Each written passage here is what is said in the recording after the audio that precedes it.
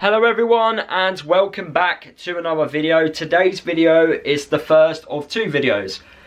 I'm going to be doing a match preview later for the Derby game, so make sure you go and check that out. But the first one of today is going to be about our brand new signing, Erik Pieters. Erik Pieters, who is a 36-year-old defender, can play as a centre-half, as a left-back, has signed for Luton on a short-term deal. Now, Erik Pieters was on trial at Luton at the start of the season, and at the time I was like, this is interesting. Could we get someone better in? Could we get someone who's more, younger than Erik Pieters? But whatever happened, the deal didn't work out. We didn't bother. Maybe we were looking at someone else and we were unable to get that player in. I'm not too sure. But we didn't sign him. But now we've signed him. We signed him on a short-term solution. And that solution is basically because we've got players who are currently injured. We've got so many centre-halves that can't stay fit. We can't trust them to stay fit. We'll keep playing players out of position. And I don't know about you, but I'm sick and tired of seeing players play out of position. I'm getting sick and tired of seeing Hashi play as a centre-half who's not a centre-half. I'm sick of seeing Moses and Chong play as wing-backs. I'm getting sick and tired of it. At least Erik Pieters helps us in this short period of time.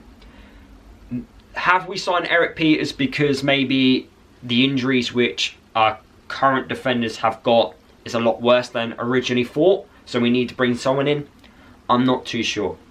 But what this signing does tell me is that our manager, Rob Edwards, is not willing to change the formation. He's not willing to change to a back four because he doesn't trust our natural left back in Joe Johnson to play well.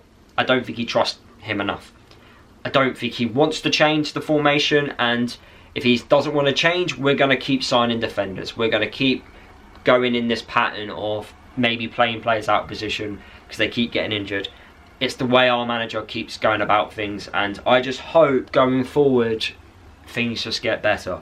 But Erik Pieters, let's just talk about the positives. He's experienced, he's played for West Brom, he's played for Stoke, he's played for Burnley.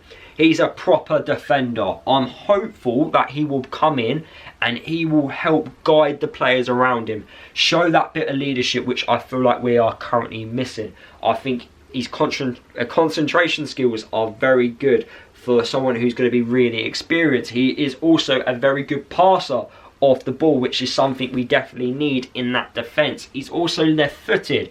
We do not have many left-footed defenders at the football club. Apart from Amari Bell and Alfie, the others are not left-footed. So he does help with that balance in defence. So I do think for a short period of time, he is going to help. And if you ask me a question of, would you rather sign Erik Pieters or a Premier League defender on loan who is inexperienced at championship level, I'm going to go with Erik Pieters. And that's me being brutally honest with you. At least he knows the level. At least, he'll come in and it should feel natural for him, with that experience, rather than trusting a Premier League youngster who we don't know what could happen. That's how I'm looking at it. Looking on social media, everyone is absolutely going berserk over this transfer. Everyone's moaning.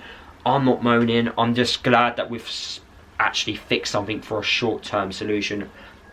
For me, the problem is a lot bigger than signing Erik Pieters. The problem is our manager and the way we are currently attacking. There's a problem in the midfield. There's a problem in those attacking areas. Do I think this is the last bit of business we're going to do? No. I feel like we are going to be doing a lot more transfers in this upcoming month. But the fact that we signed Erik Pieters, will another defender go? Will Mans Anderson be leaving the football club? I am not too sure. But look, it's a short-term solution. Before people start moaning, it's just going to help us for this short period of time. We don't know if it's a 1 month, 2 month for the rest of the season.